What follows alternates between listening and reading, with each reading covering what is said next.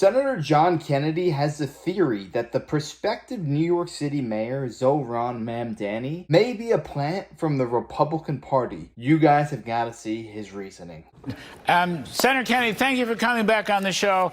Before we dig into the Tulsi Gabbard, so forth, I want to clear the air about yesterday and the interrupted interview. A lot of lefty medias are saying things they shouldn't say. As I understand it, what happened was your IFB, your wire broke down, and you had a lot of noise in your ear, and you had to stop talking because you couldn't get anything through. Now, if there's something different there, you tell us, but I think that's all that happened. A lot of people are making conclusions about your health that they have no business making, sir. Well, yesterday I was on your show. I enjoyed it. I was just yapping away, and all of a sudden, my earpiece blew up. This one, it sounded like a 747 was taking off. Man, my ears are still ringing. Anyway, so I assumed we were off there. I just stopped talking, and I didn't start talking again until I could hear you. And I don't know, some of the rags up here they've got all kind of stories that I had a brain freeze live on TV, or a stroke, or caught an STD live on television or something. I don't know. I know this will come as a shock to you, Larry, but not everybody in Washington likes me. And so when they can see an opportunity to try to start a rumor, they do. And that's what happened. But anyway, I'm okay. I'm back here today. I'm full of piss and vinegar, and I'll be glad to answer your question. Well, yes, sir, 100%. That's why we want to get you back for your opinion. I'll even, if you want to and we have time, I'll even do an old man backflip to show you that I'm okay. Not necessary. Not necessary, okay. By the way. I would just say, not everyone in Washington likes me either. And imagine doing this for a living. This IFB is in my ear all the time. And sometimes it just doesn't work. That's all there is to it. Okay, well, it's a great pleasure to have you back and weigh in. So, this is a criminal reference regarding Obama, directly pointing to Obama, according to DNI Tulsi Gabbard. What you've got here is, I think, a lot of treachery, a lot of betrayal. You've got a lot of sedition going on. You are an attorney, among other things. What do you make of this right off the top after hearing what Tulsi Gabbard had to say today and the rest of the evidence, Senator Kennedy? What do you make of it, sir? Well, I've been on the Senate floor or in a committee all day, so I did not hear her statement. I haven't read her report. I haven't read her first report, Larry. It's still on my desk. I don't know what, if any, President Obama's involvement was in this situation. I do know this. James Comey, Brennan, Clapper, those are nasty, mean people. Russia did try to meddle in our election. Other countries did too. But Comey, Clapper, Brennan started this rumor that President Trump actually colluded with Russia to meddle in the election. And of course, they had the media on their side, and they were spreading it. It was spreading like wildfire. And then all of a sudden, oopsie friggin' daisy, the Mueller report came out, which proved they were all lying. That part I am certain of. But the new developments, I just got to look at them. You know, the Justice Department will get to the bottom of it.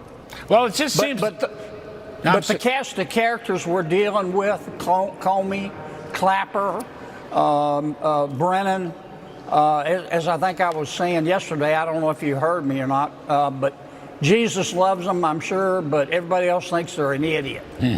And it wasn't like they just said it on one-off occasion. They repeated this lie for the first 2 years of Donald Trump's first administration. Anytime something good happened for Donald Trump, they said, oh, he's a Russian agent. He's working with Russia. Russia implanted him. He's working with the Kremlin. These people are deranged because they knew all the while that Donald Trump was innocent of all these charges, yet they continually repeated this lie on television because they wanted to brainwash and manipulate the public, the people who watch these television shows. But I'll tell you this, a lot of people are waking up to their BS and saying, you know what, I'm done listening to them, because every single time they speak, it just seems like they're lying to me. They're never giving me the actual truth. And in regards to John Kennedy freezing on air, they're trying to make it as if John Kennedy is senile, he doesn't know what he's doing. That's what they will tell you if you watch their TV shows, when in reality, it was just a technical glitch. And this happened on live television. It's drastically different than what happened to Mitch McConnell, because Mitch McConnell was there. You could see him live in person,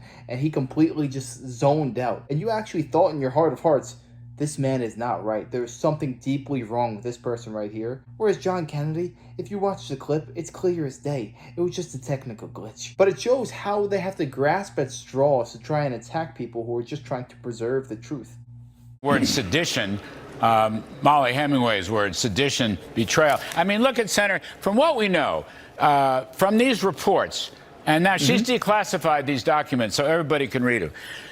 Basically, there was a key meeting in the White House when Obama encouraged and then signed off on this new assessment of the Russian interference story that was made up of, I don't know if I'll call them a pack of lies, but falsehood after falsehood after falsehood. Some of these falsehoods, by the way, appeared when Brennan took it to the FISA court, okay? No one's done anything about this stuff, but it was very clear that there were falsehoods. CIA people did not want to have this assessment. You got whistleblowers coming out of the woodwork. It seems like they were aiming directly at Trump. One last point. Hillary Clinton comes into this, right? Hillary Clinton and or her campaign or her foundation or something. Hillary Clinton financed this guy Steele, who was a lying, fired FBI informant, but they began to try to, pass his stuff off as real. All this in this assessment center. Something's definitely terribly wrong about this. Well, again, I don't know yet. I haven't read the documents. What, if any, President Obama's involvement was. I do know that Clapper and Brennan and Comey worked for him. And these are not professional law enforcement officials or national security officials. These are mean, nasty people. They're political hacks.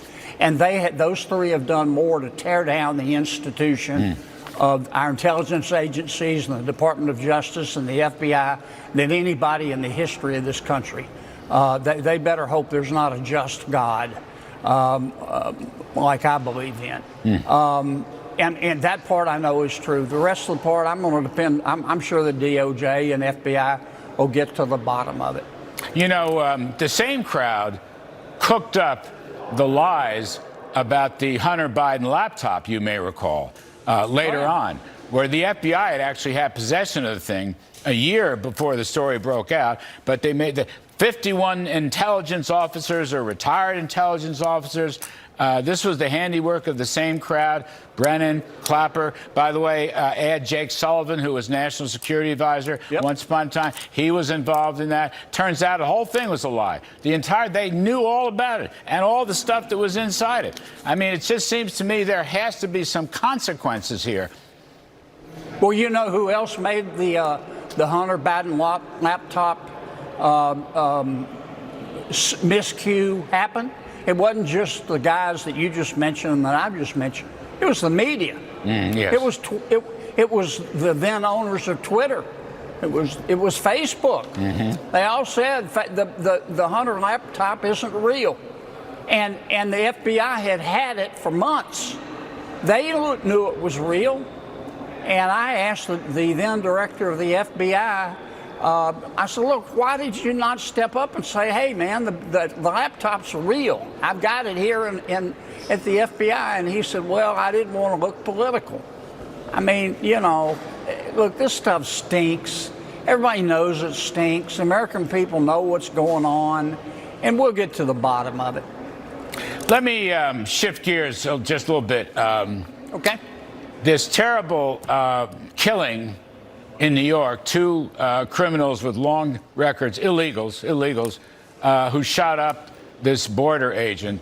And now the administration looking at that basically is saying they want to double up and go after I don't care whether you're a sanctuary city or a sanctuary state. I don't care what the local mayors are saying. You know, we got problems here in New York and Los Angeles and Chicago and so forth. It's time to double up. Now, this is more of a law enforcement issue. It's not an intelligence issue. But what do you think about doubling up and getting through the veil that somehow, you know, Chicago or Los Angeles is not part of the Union? It's not part of the United States. Doesn't have to worry about the laws, the federal laws of the United States. Now, I'm not a lawyer. You are. But that sounds like a phony baloney argument to me. Well, first, the law. The United States Constitution is clear. The federal law is the supreme law of the land under the Supremacy Clause.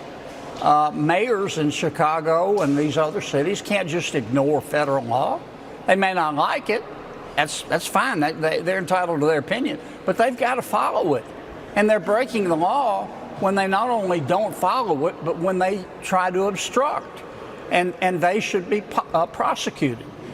Point two, most members of the Democratic Party, not all of them, but most members are going along with all this. And I just don't get it. I don't get it on the policy, you know, not obeying the law. I don't get it on the politics. 77% of the American people support a secure border. I mean, the Democrats just believe in an open border.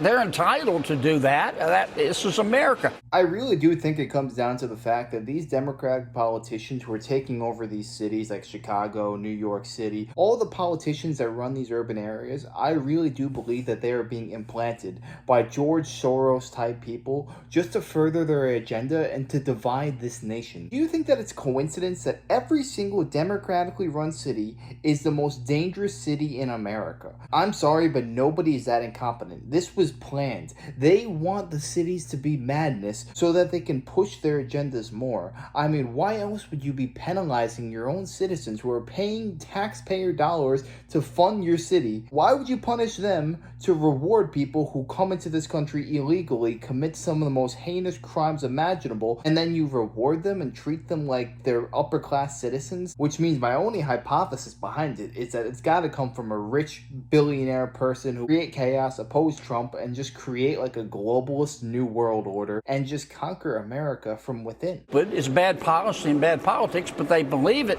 But they can't act on it. You know, they can't. All President Trump is doing is enforcing the law. And I never have gotten this issue for the Democrats. I mean, it's one of the reasons they got beat, and they'll continue to get beat. American people just don't support open borders, and the Democrats feel like they believe in open borders. They think if you want to vet people coming into your country that you're a racist. I don't think you're a racist. I think you're prudent. You know, we got a guy here running for mayor in New York. Trump calls him Mamdani the commie. But he's another guy, if he's elected mayor, he's 30-something years old, radical left, socialist, communist, whatever label you want to put on him. He wants to keep all the ICE agents out. He's an anti-Semite. He wants to keep Benjamin Netanyahu out. As you know, New York City, largest Jewish population in the world outside of the state of Israel.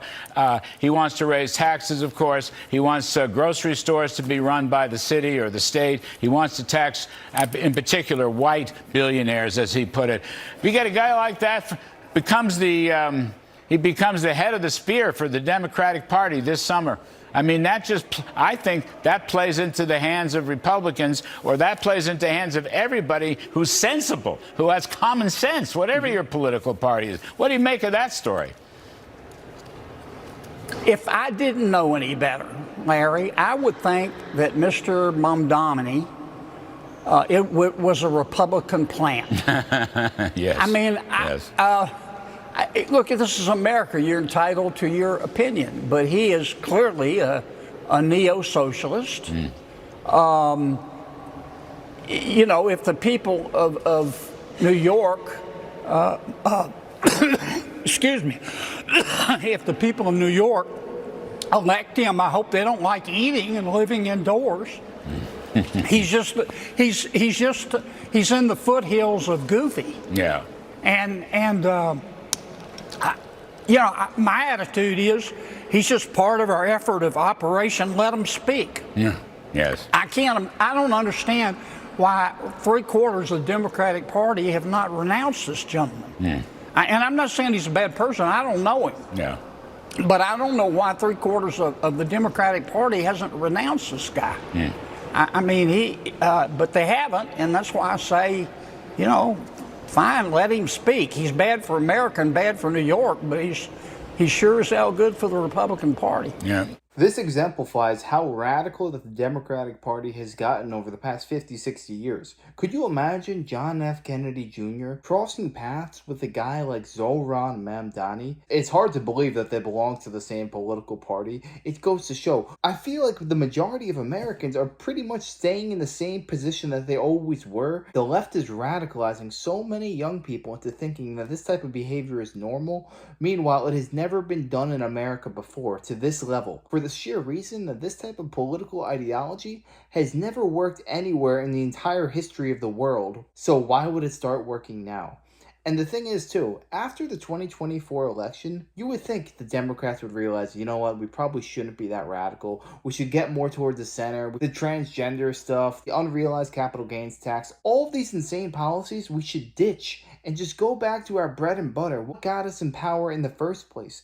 But no, they don't learn their lesson. They only get more radical. And the sheer fact that this Mamdani guy has a serious chance of becoming the mayor of New York City shows what a failed society it has become. I'm from New York, and let me tell you what right now, I don't like going to the city as is, but if this man gets in, you might never see me step into the city again, because I don't even want to take a chance. But yeah, let me know your thoughts on this down below. Where do you think Mamdani is coming from? Is there some outside source that is funding him, or do you think it's like a grassroots campaign? Let me know. I'd love to know your thoughts.